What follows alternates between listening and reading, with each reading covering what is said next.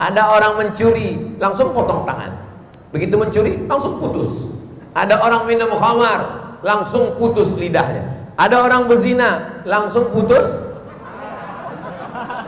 Allah ingin kita berjamaah.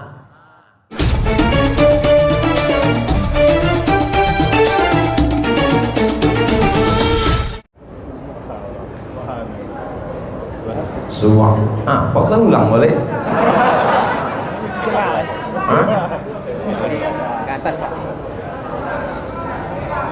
Waktu Nabi Muhammad sallallahu alaihi wasallam bertahanus 3 kali. Umur 38, umur 39, umur 40. Umur 38 tak ada wahyu turun. Umur 39 tak ada Jibril datang. Umur 40 turunlah makhluk yang memeluk dia. Hatta balaghanil juhdu, sampai aku merasa berat, sesak bernapas. Makhluk itu menyuruh aku membaca, Iqra. Aku jawab, ma ana biqari, aku tak pandai membaca. Akhirnya dia yang membacakan, Iqra bismi rabbikal ladzi khalaq, khalaqal insana min 'alaqin, Iqra wa rabbukal akramul ladzi 'allama bil qalam, 'allamal insana ma lam. Setelah Nabi menerima wahyu itu, Nabi tetap di atas Jabal Nur atau turun ke bawah? Memang kalau sedang pakai masker nih payah menjawab memang. Setelah Nabi menerima wahyu itu, dia tetap berada di Jabal Nur atau turun ke bawah? Turun. Kenapa Nabi turun ke bawah? Karena Islam mengajarkan kita berjamaah. Karena alaikum bisunnati, ikuti sunnahku. Qul, katakanlah, in kuntum tuhibbunallah, kalau kamu cinta kepada Allah, fattabi'uni, ikuti aku. Apanya diikut? Semuanya. Di antara yang diikut adalah Nabi berjamaah. Makanya kita disebut dengan ahlus sunnah wal jamaah. Walaupun sebetulnya kalau sudah disebut ahlus sunnah pasti berjamaah. Karena kata Nabi, alaikum bil jamaah, hendaklah kalian berjamaah. Iyyakum wal furqah, jangan kamu berpecah belah. Man syazza syazza finnar, siapa yang sendirian, maka sendirian masuk neraka. Jadi jomblo-jomblo masuk neraka karena sendirian. Maka mesti berjamaah. Kenapa kita mesti berjamaah?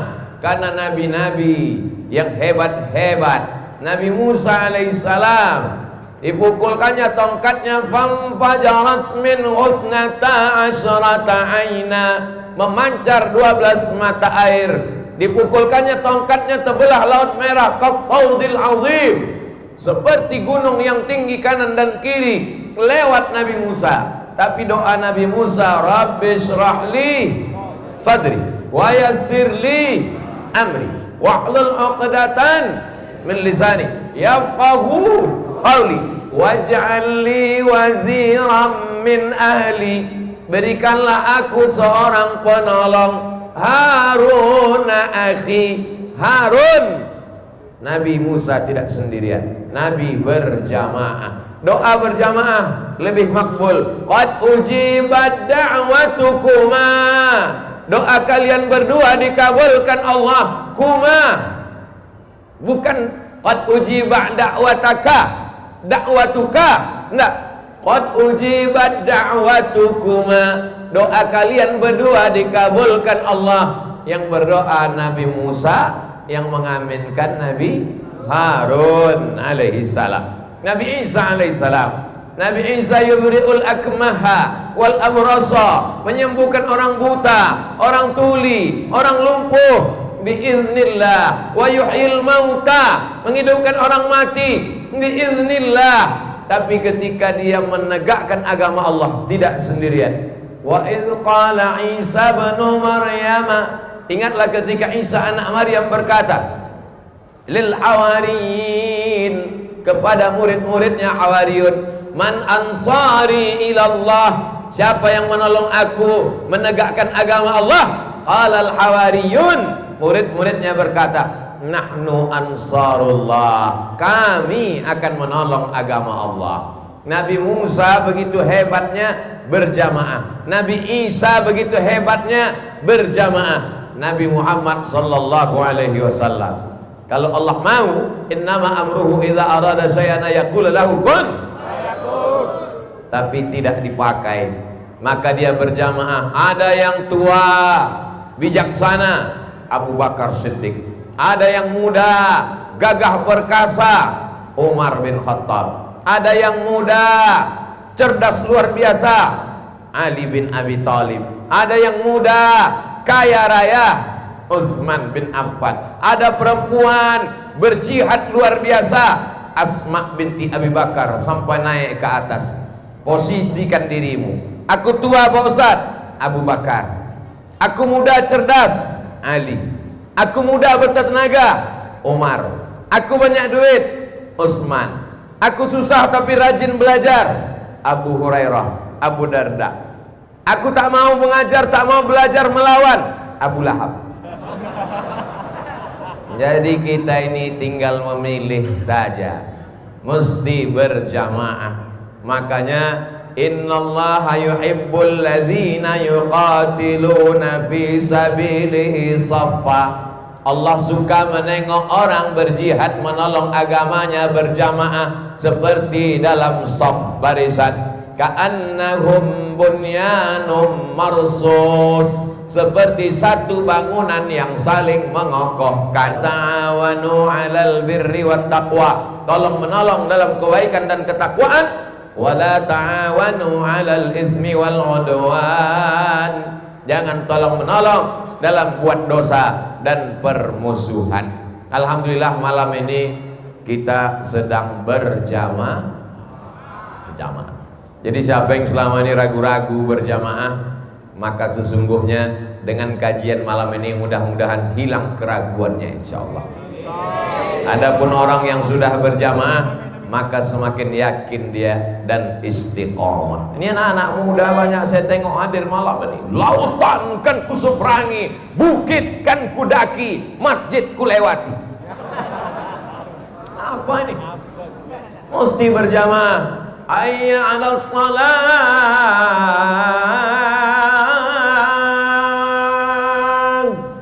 Di situ azan maghrib berkumandang, di situ pula lah dia di tanah lapang. Gol. Memangnya nanti kau mati buat bola. Oleh sebab itu yang sudah berjamaah. Tapi Abdul Somad ini kan menceramahi orang yang sudah berjamaah. Orang sudah datang ke masjid, sudah mandi, sudah lembut hatinya, sudah pakai topi putih, sudah pakai peci putih, datang ke masjid, sudah sholat, barulah datang Abdul Somad menceramahinya. Siapa yang menceramahi tukang-tukang yang belum sholat ke masjid, pukul lempung lempang tong tang. Siapa yang menceramahi orang di terminal tak tahu maghrib, zuhur, asar, isya? Siapa yang menceramahi orang di diskotik?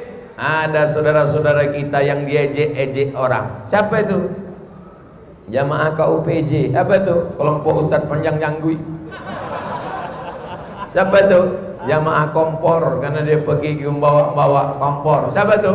Jamaah tabligh karena dia menyampaikan. Tabligh artinya menyampaikan. Ini nama orang lain yang menyebut. Yang sebetulnya ini adalah jamaah sunnah. Karena dia mengajarkan sunnah Rasulullah sallallahu alaihi. Kalau saya bersembunyi di dalam gua, kalau saya bersembunyi di dalam kamar, kalau saya menyendiri di rumah, sementara orang lain berbuat maksiat, minum khamar, meninggalkan masjid, menyembah berhala, kemusyrikan, apakah kau pikir akan selamat dari azab Allah? La ta'murunna bil ma'ruf, ajak orang berbuat baik, wala tanhaunna 'anil munkar, larang orang berbuat mungkar. Mesti sampaikan ke orang lain. Kalau ada tetangga kita yang masih kedukun, ada tetangga kita kaya tapi tak pernah kerja, kenapa? Dia buka ternak Ternak apa? Ternak tuyul. Yang salah tuh dia atau kita?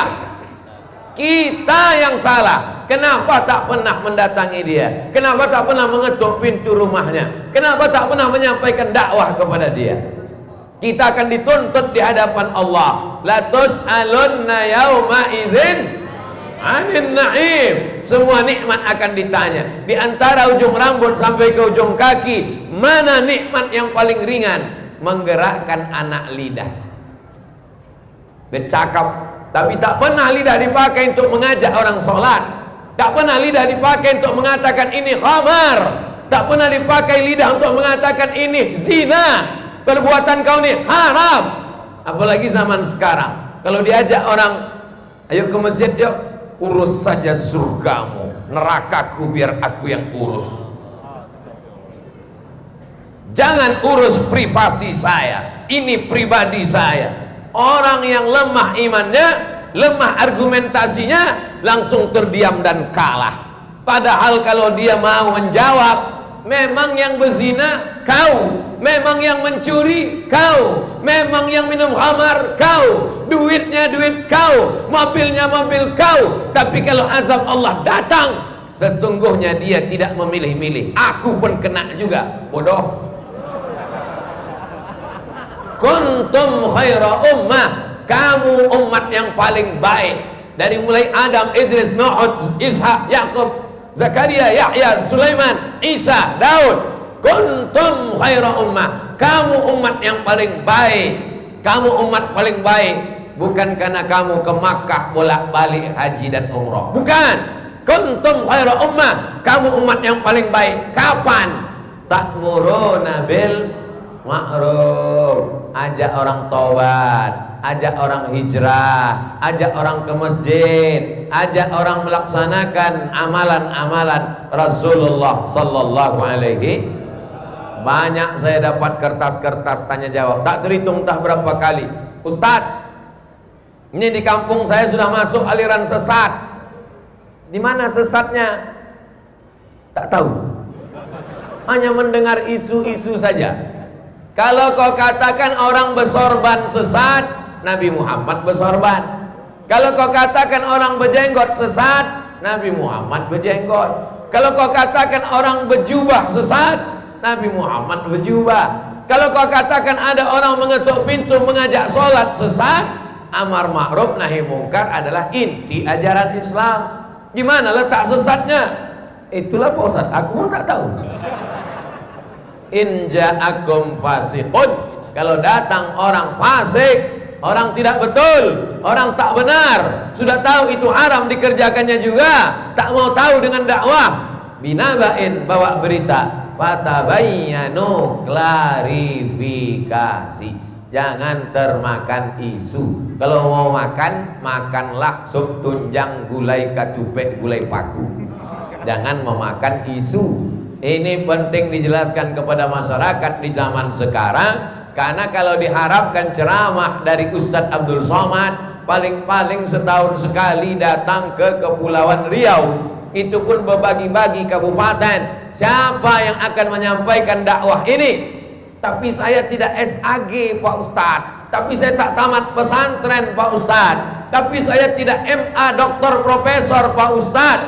Itu mengajar, berfatwa, fikih, mesti orang berilmu. Adapun mengajak orang sholat, mengajak orang ke masjid, mengajak orang mengikut ajaran Rasulullah sallallahu alaihi wasallam, tidak disyaratkan mesti kiai, profesor, doktor, insinyur.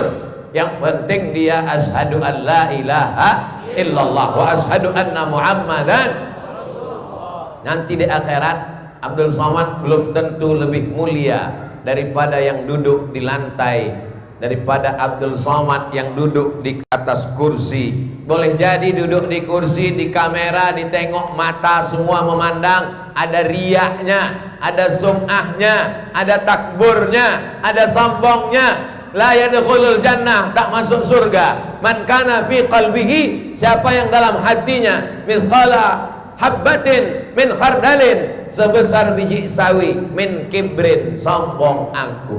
Sekarang siapa yang paling sombong? Abdul Somad lah. Ini lama-lama kalau duduk di sini tak turun-turun jadi Fir'aun. Maka ada orang yang tidak profesor, tidak doktor, tidak LC, tidak MA, tapi boleh jadi dia sudah dapat nikmat lebih baik daripada dunia dan seisinya. Bukan kata saya, ayyahdiyallahu bika rajulan wahidan. Satu orang dapat hidayah kepadamu khairum min humurin na'am, lebih baik daripada kau memiliki seekor unta yang merah. Zaman Nabi kendaraan termahal unta, di antara unta yang paling mahal unta merah. Kalau sekarang mungkin mobil sport yang harganya 8 miliar pintunya satu. Ternyata mobil ini makin sedikit pintunya makin mahal. Ada yang tak berpintu sama sekali. Itu namanya truk. Ada orang lebih, dunia ini tak ada apa-apanya bagi dia. Khairum minad dunya, dalam satu riwayat, khairum minad dunya wa ma fiha, lebih baik daripada dunia dan seisinya. Siapa itu? Orang yang menyampaikan dakwah, yang sebelumnya mabuk, minum khamar, berjudi, berzina, tak tahu kebaikan, tak tahu kebenaran, hantam saja, bantai saja, riba, sudi, hantam kromo.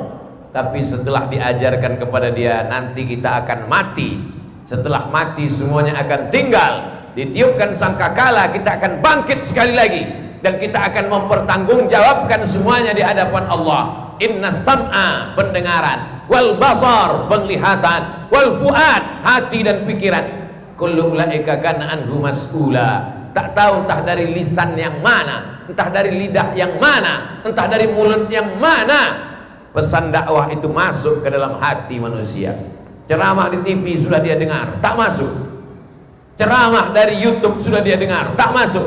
Karena dia ingin mendengar ucapan bukan dari penceramah, dari tetangganya, dari suami, dari istri, dari anak, dari ipar, dari datuk, dari cucu, dari keponakan. Bukan dari tausiah, bukan dari tabligh akbar, bukan dari khutbah menggelegar hari Jumat, tapi dari ngobrol-ngobrol singkat. Sedang duduk-duduk, kau masih mabuk? Iyalah, tak kau tengok mataku merah. Kau masih minum khamar? Iya. Kalau tak minum tak lapang dunia ini rasanya. Tapi nanti kita akan mati menghadap Allah. Apa yang akan kita bawa? Kalimatnya singkat. Apa yang akan kita bawa? Tapi karena diucapkan dari hati, masuknya juga ke hati. Akhirnya pas mau tidur malam, terngiang-ngiang di telinganya. Apa yang akan kita bawa? Apa yang akan kita bawa? Apa yang kita bawa? Dia pejamkan mata, tertidur dia, terdengar suara. Apa yang akan kita bawa? Akhirnya dia ke masjid. Dia ke masjid, ceramah Abdul Somad. Lalu kemudian protokol mengatakan, beginilah cintanya jamaah kepada Ustadz Abdul Somad. Ustadz Abdul Somad pun mengembanglah lubang hidungnya, hampir sebesar terowongan Mina. Karena dianggapnya orang ke masjid karena hidayah dari dia. Padahal kata malaikat, bukan dari kau Abdul Somad, tapi ada dari orang yang mungkin ilmunya tak seberapa, tapi nilai jihadnya membuat setan lari tunggang langgang. Kenapa ketika azan dikumandangkan, Allahu Akbar, Allahu Akbar, apa dalam hadis? Mendengar azan berkumandang, setan lari. Wa alaiha duratun, sampai terkentut-kentut. Kenapa setan lari terkentut mendengar azan? Karena azan adalah panggilan berjamaah. Mendengar panggilan berjamaah. Nabi Muhammad SAW Isra Mi'raj, subhanalladzi asra bi'abdihi lailan minal masjidil haram ilal masjidil aqsa. Dari Masjidil Haram ke Masjidil Aqsa, naik ke Sidratul Muntaha, tak sampai satu malam. Tapi hijrah dari kota Makkah ke kota Madinah 8 hari 8 malam. Mesti ditemani oleh Abu Bakar di atas Jabal Zur. Makanan mesti dikirim oleh Asma, berita mesti dikirim oleh Abdullah, di bawah mesti dikawal oleh Amir bin Fuhairah, jalan mesti ditunjukkan oleh seorang penunjuk jalan. Apa maknanya ini? Mesti berjamaah. Termasuklah Abdul Somad malam ini bisa menyampaikan tausiah, menggelegar suaranya. Ini karena ada jamaah yang berbaik hati, dibawakannya lah mikrofon yang mantap nih. Coba ini tak hidup tadi. Assalamualaikum. Tapi begitu datang ini, baru dua-duanya dipakai. Lama udah saya berceramah, baru inilah pakai dua-duanya. Satu di telinga, satu di mana, pegang terus. Kita tausiah sampai masuk waktu isya. Masuk waktu isya, stop tausiah, lanjut tanya jawab. Selesai itu kemudian Bapak Ibu sholat isya. Waktu Bapak sholat isya itu, disitulah saya pulang. Loh, Ustaz kan cerita tentang berjamaah. Pas kami berjamaah, kenapa Ustaz hilang? Aku udah jamaah takdim. Ini ku jelaskan perlu supaya jangan sampai ada fitnah di antara kita. Nanti pulang nengok dari atas, mana Ustaz Somad tadi, mana? Tak ada.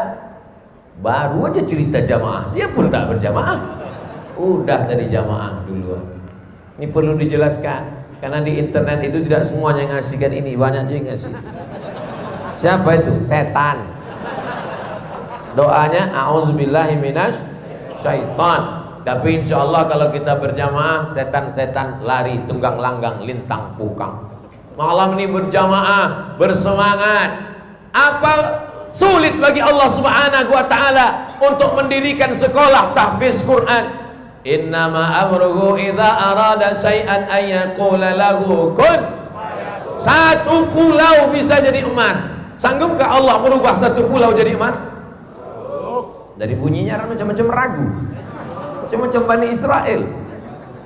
Tak ada yang sulit bagi Allah. Kalau tak sulit bagi Allah merubah pulau jadi emas, kenapa tidak diselesaikannya sekolah tahfiz Quran kita? Allah ingin melihat kita berjamaah.